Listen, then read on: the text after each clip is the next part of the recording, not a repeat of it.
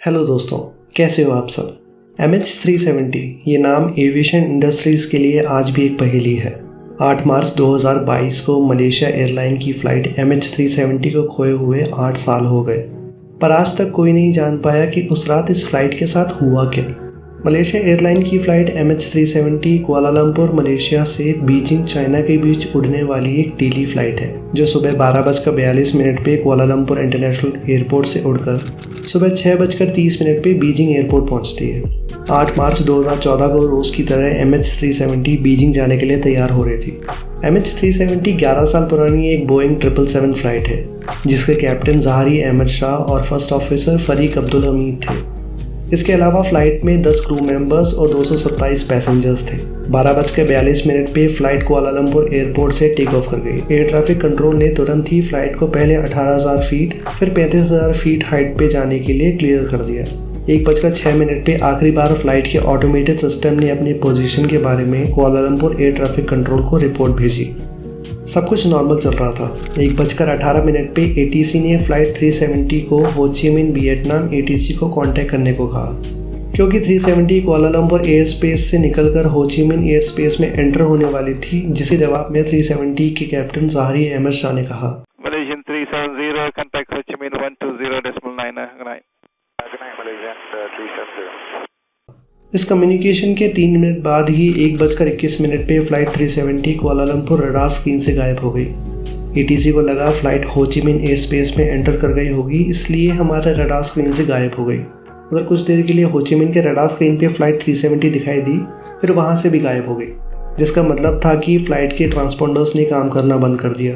उस दिन आसमान भी साफ था और कोई तूफान भी नहीं था, तो ट्रांसपोंडर्स के बंद हो जाने का मतलब ये था कि उनको मैनुअली ऑफ किया होगा। अपने अराइवल के 4 घंटे बीत जाने के बाद मलेशियन गवर्नमेंट ने फ़्लाइट 370 को ऑफिशियली मिसिंग डिक्लेयर कर दिया, और इस तरह एविएशन इंडस्ट्री का सबसे बड़ा और सबसे महंगा सर्च ऑपरेशन स्टार्ट हुआ। Malaysia Airlines flight with 239 people on board has gone missing. Passenger jet vanished. 370 disappeared. Vanished in an instant. MH370 जब आखिरी बार कुआलालंपुर रडार के कांटेक्ट में थी, तब वो साउथ चाइना सी के ऊपर थी, तो सर्च एंड रेस्क्यू ऑपरेशन सबसे पहले वहीं स्टार्ट हुआ, बट रेस्क्यू टीम को कुछ हाथ नहीं लगा। कुछ दिन बाद मलेशियन मिलिट्री ने एक बहुत बड़ा खुलासा किया। हुआ ये कि जब MH370 कुआलालंपुर रडार से बाहर चली गई थी, तब भी वो मलेशियन मिलिट्री के रडार के रेंज में थी, क्योंकि जहां सिविलियन रडार ट्रांसपोंडर्स के थ्रू कम्युनिकेट करते हैं, वहीं long range military radar signal के रिफ्लेक्शन से किसी भी ऑब्जेक्ट को ट्रैक करते हैं। जब मिलिट्री रडार के डेटा को चेक किया गया तो पता चला एयरक्राफ्ट अपने निर्धारित रूट से अलग हो गई थी, और उसने पहले राइट टर्न लिया, फिर एक लंबा लेफ्ट यू टर्न लेकर वापस मलेशिया की ओर अपना रूट मोड़ दिया। वहां से फ्लाइट मलेशिया को पार कर पेनांग आइलैंड से राइट टर्न लेकर स्ट्रेट ऑफ मलाक्का से नॉर्थ वेस्ट रूट पे आगे चली गई। इसके बाद फ्लाइट मिलिट्री रडार के रेंज से भी बाहर हो गई। मिलिट्री रडार के डेटा के हिसाब से स्ट्रेट ऑफ मलाक्का, अंडमान सी और बे ऑफ बंगाल में सर्च ऑपरेशन स्टार्ट कर दिया, पर वहां भी कुछ हासिल नहीं हुआ। MH370 जैसे बहुत सारे मॉडर्न एयरक्राफ्ट अपने फ्लाइट के दौरान लगातार सैटेलाइट के कांटेक्ट में रहते हैं। सैटेलाइट और एयरक्राफ्ट का कम्युनिकेशन सैटकॉम या सैटेलाइट कम्युनिकेशन टर्मिनल नाम के एक डिवाइस के जरिए होता है, जो सिग्नल भेजता और रिसीव करता है। तब इन्वेस्टिगेटर्स ने फ्लाइट से एयरक्राफ्ट कम्युनिकेशन की हिस्ट्री को चेक किया तो पाया कि मिलिट्री रडार से गायब होने के बाद भी फ्लाइट इमरसैट नाम के एक सैटेलाइट के साथ लगातार कम्युनिकेशन में थी। जब सैटेलाइट के डेटा को चेक किया गया तो पता चला स्ट्रेट ऑफ मलाक्का से फ्लाइट 370 ने एक और लेफ्ट टर्न लिया और 6 घंटे तक इंडियन ओशन के ऊपर अंटार्कटिका की तरफ उड़ती चली गई, और तब तक सैटेलाइट और सैटकॉम लगातार कम्युनिकेशन में थे।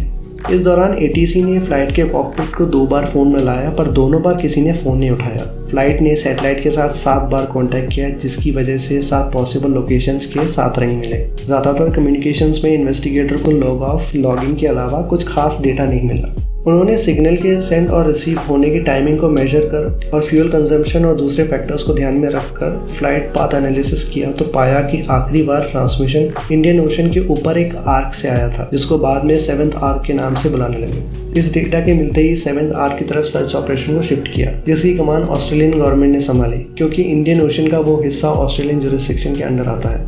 पर सदर्न इंडियन ओशन का वो हिस्सा इतना ज़्यादा रिमोट था कि वहाँ तक सिर्फ पहुँचने के लिए 6 दिन लग गए। अगले कुछ महीनों तक 345 एयरक्राफ्ट्स और 19 शिप ने 4.5 बिलियन स्क्वायर मीटर्स के एरिया को स्कैन किया, पर MH370 का कुछ पता नहीं चला। फ्लाइट 370 के गायब होने के 16 महीने बाद जुलाई 2015 को इंडियन ओशन की दूसरी तरफ मेडागास्कर के पास रियूनियन नाम के एक आइलैंड के बीच की सफाई करते वक्त लोगों को एक मेटल से बनी चीज हाथ लगी। एविएशन एक्सपर्ट्स ने उसे एयरक्राफ्ट विंग के एक सेक्शन के तौर पे आइडेंटिफाई किया, जिसको फ्लैपरॉन बोलते हैं। फ्लैपरॉन पे जो डेट और सीरियल नंबर थे, उससे ये पक्का हो गया था कि वो MS-370 का ही हिस्सा था। हालांकि रियूनियन सर्च एरिया से लगभग 4000 किलोमीटर दूर है और फ्लाइट को खोए हुए 1 साल से ऊपर हो गया, तो एक्सपर्ट्स का मानना था कि ओशियनिक करंट शायद फ्लाइट के पार्ट्स को बहा कर ले गए होंगे। फ्लैपरॉन के मिलते ही ये पक्का हो गया था कि फ्लाइट फ्यूल खत्म होने की वजह से इंडियन ओशन में कहीं क्रैश हो गई। अगले कुछ महीनों तक ईस्टर्न अफ्रीका के बीचेस पर मल्टीपल सर्च ऑपरेशन स्टार्ट किए गए, जिसके चलते 31 फ्लाइट के पार्ट्स मिले। कुछ MS-370 के थे तो कुछ किसी और के। काफ़ी अलग अलग सर्च ऑपरेशन के बाद भी जब MS-370 के बारे में कुछ खास पता नहीं चला, तो जनवरी 2017 को सर्च ऑपरेशन को ऑफिशियली बंद कर दिया। तब तक एविएशन इंडस्ट्री के करीब $160 मिलियन खर्च हो चुके थे।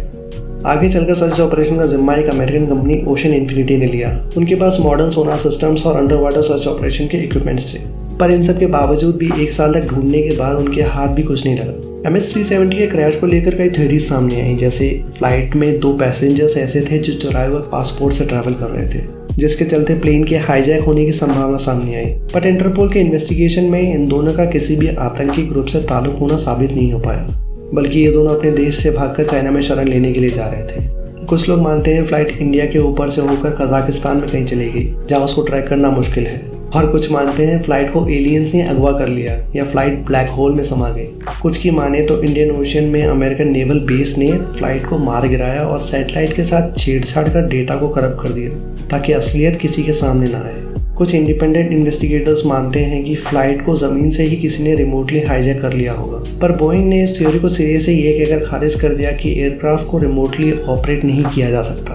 पर इन सब थ्योरीज को सपोर्ट करने के लिए कोई पुख्ता सबूत किसी के पास नहीं थे। फ्लाइट के गुम होने के 4 महीने बाद यानी जून 2014 को न्यूज़पेपर की हेडलाइंस में कैप्टन ज़ाहरी अहमद शाह को प्राइम सस्पेक्ट के तौर पे बताया गया। इन्वेस्टिगेशन आगे बढ़ी तो ज़ाहरी के घर में फ्लाइट सिमुलेटर्स पाए गए, जिसमें सेम फ्लाइट रूट जो इंडियन ओशन में जाकर ख़त्म होती है मिला। पर इन्वेस्टिगेटर्स ये नहीं पता लगा पाए कि जो फ्लाइट रूट सिमुलेटर में थे वो एक ही फ्लाइट के हैं या अलग अलग फ्लाइट के। 53 साल के ज़ाहरी अहमद शाह एक शादीशुदा और 3 बच्चों के पिता हैं। उनको 18,000 घंटों से ज़्यादा का फ्लाइट एक्सपीरियंस है और उनका पास रिकॉर्ड भी एकदम क्लीन है। उनको ना ही कोई फाइनेंशियल इशू था और ना ही कोई मानसिक बीमारी।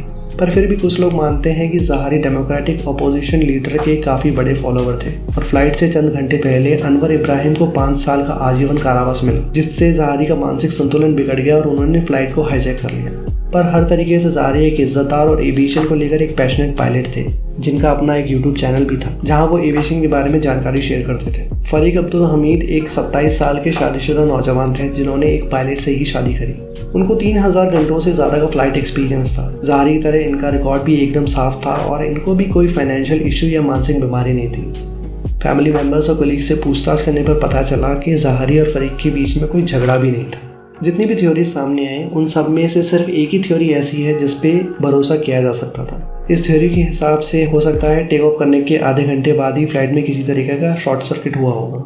ये देखकर पायलट ने फ्लाइट को वापस कुआलालंपुर की तरफ मोड़ दिया, पर शॉर्ट सर्किट की वजह से कैबिन डीप्रेशराइज हो गया होगा, जिसके चलते पैसेंजर्स और क्रू मेंबर्स बेहोश हो गए होंगे और फ्यूल खत्म होने तक फ्लाइट ऑटो पायलट में चलता चला गया। शॉर्ट सर्किट की वजह से फ्लाइट के ट्रांसपॉन्डर्स फेल हो गए होंगे, जिसकी वजह से दोनों कुआलालंपुर और हो ची मिन्ह के रडार से फ्लाइट गायब हो गई।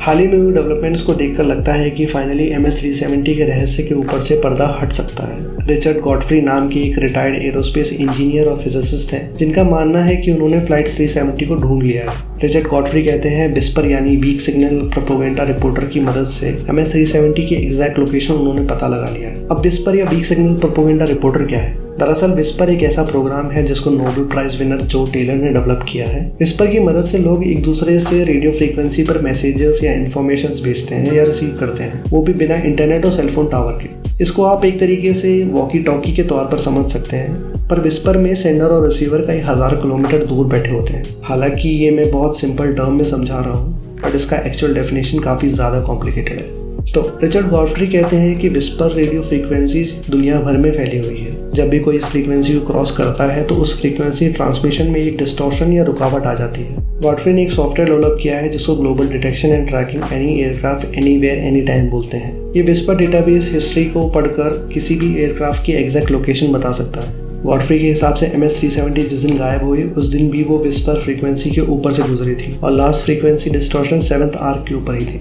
रिचर्ड गॉडफ्री ने कहा कि 7th आर्क के ऊपर 40 नॉटिकल माइल्स की रेडियस में 4000 मीटर की गहराई में MS-370 मिल सकती है और अगर अभी ढूंढना स्टार्ट करते हैं तो 1 साल के अंदर अंदर MS-370 मिल जाएगी, ऐसा दावा करते हैं रिचर्ड। जिस टाइम ये वीडियो बन रहा है उस टाइम रिचर्ड गॉडफ्री के इस मिशन में ओशन इन्फिनिटी ने भी इंटरेस्ट दिखाया है और दोनों इस टॉपिक के ऊपर डिस्कस भी कर रहे हैं। उधर ऑस्ट्रेलियन गवर्नमेंट ने भी अपना इंटरेस्ट दिखाया है, पर क्योंकि फ़्लाइट मलेशियन एयरलाइंस की है तो मलेशियन गवर्नमेंट की परमिशन की भी ज़रूरत है। पर आज के इस दौर में जब एक खोए हुए स्मार्टफोन को भी आसानी से ढूंढा जा सकता है, उस दौर में इतने बड़े फ्लाइट का फाइनल रेस्टिंग प्लेस को ढूंढने में इतना टाइम कैसे लग गया? यहाँ पर हम किसको दोष दे सकते हैं? दुख की बात यह है कि जब साउथ चाइना सी में पहला रेस्क्यू ऑपरेशन चल रहा था तब MS-370 इंडियन ओशन के ऊपर सबसे अनजान अपने आखिरी सफर की तरफ बढ़ रही थी।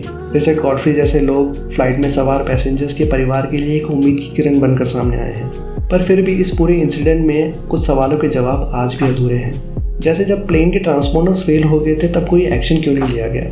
फ्लाइट में सवार लोगों को अगर शक हुआ होगा कि कुछ तो गड़बड़ है तो उन्होंने अपने सेलफोन्स क्यों नहीं यूज़ किए? और आखिरी सवाल जो सबसे ज़्यादा क्यूरियोसिटी पैदा करती है वो ये है कि जब MS-370 मिलिट्री रडार पर थी और दिख रहा था कि फ़्लाइट अपने रास्ते से भटक चुकी है तो मिलिट्री ने अपने जेट्स क्यों नहीं भेजे? शायद जब तक 370 का ब्लैक बॉक्स नहीं मिलता तब तक ये सवाल भी सवाल बनकर ही रह जाएंगे। तो ये थी एविएशन हिस्ट्री की सबसे मिस्टीरियस फ्लाइट एक्सीडेंट्स में से एक। उम्मीद करता हूँ कि आपको ये वीडियो पसंद आई होगी। वीडियो को लाइक और शेयर करना ना भूलें। चैनल नया है तो प्लीज़ इसको सब्सक्राइब कर हमें मोटिवेट करें ताकि हम आपके लिए आगे और इंटरेस्टिंग वीडियोस बनाते रहें। तब तक के लिए this is Nikhil Murali signing off और मैं आपसे मिलूंगा E/N के एक अगले वीडियो में। जय हिंद।